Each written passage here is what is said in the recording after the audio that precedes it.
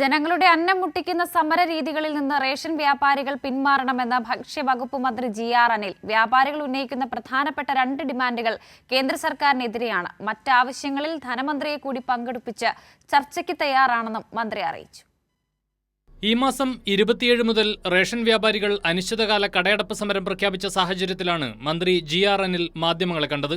ന്യായമായ ആവശ്യങ്ങൾ ഉന്നയിച്ചുള്ള സമരങ്ങൾക്ക് സർക്കാർ എതിരല്ലെന്ന് മന്ത്രി പറഞ്ഞു. റേഷൻ വ്യാപാരികൾ ഉന്നയിക്കുന്ന 4 ആവശ്യങ്ങളിൽ ആദ്യത്തെ 2 കേന്ദ്ര സർക്കാരിനെതിരെയാണ്. ഈ 2 ഡിമാൻഡുകളെയും സംസ്ഥാന സർക്കാർ സ്വാഗതം ചെയ്യുന്നതായും അദ്ദേഹം അറിയിച്ചു.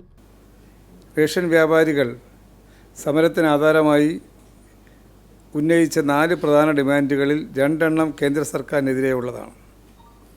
1. കേന്ദ്ര അവഗണന അവസാനിപ്പിക്കുക. 2. ഭക്ഷ്യധാന്യങ്ങൾക്ക് പകരം പണം നൽകുന്ന ഡയറക്റ്റ് ബെനിഫിറ്റ് ട്രാൻസ്ഫർ പദ്ധതി നടപ്പാക്കാനുള്ള നീക്കം ഉപേക്ഷിക്കുക. റേഷൻ വ്യാപാരികൾ ഉന്നയിച്ചിട്ടുള്ള ഈ 2 ഡിമാൻഡുകളെയും സംസ്ഥാന സർക്കാർ സ്വാഗതം ചെയ്യുകയാണ്. നിലവിലെ കമ്മീഷൻ പാക്കേജ് പരിഷ്കരിക്കുക, കമ്മീഷൻ അതാത് മാസം തന്നെ നൽകുക എന്നിവയാണ് മറ്റ് 2 ഡിമാൻഡുകൾ. ഇതിനെ പൂർണ്ണമായി തള്ളിക്കളയുന്ന നിലപാടല്ല സംസ്ഥാന സർക്കാരിനുള്ളതെന്നും മന്ത്രി വ്യക്തമാക്കി.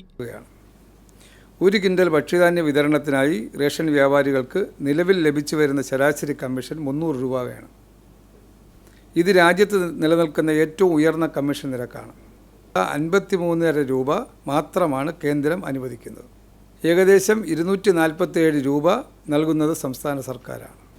എന്നാൽ സാധാരണക്കാരായ ജനങ്ങൾക്ക് ഭക്ഷ്യധാന്യ വിതരണം തടസ്സപ്പെടുത്തിക്കൊണ്ടുള്ള പണിമുടക്ക് നടത്തുമ്പോൾ അതിന് ഗൗരവമായി കാണാതിരിക്കാൻ കഴിയില്ല. രാജ്യത്ത് ഏറ്റവും ശക്തമായ പൊതുവിതരണ സംവിധാനമുള്ള സംസ്ഥാനമാണ് കേരളം. ഇതിനെ ദുർബലപ്പെടുത്താനുള്ള നീക്കങ്ങളാണ് കേന്ദ്ര സർക്കാർ നടത്തിവരുന്നതെന്നും മന്ത്രി കുറ്റപ്പെടുത്തി. കൈരളി ന്യൂസ്, തിരുവനന്തപുരം.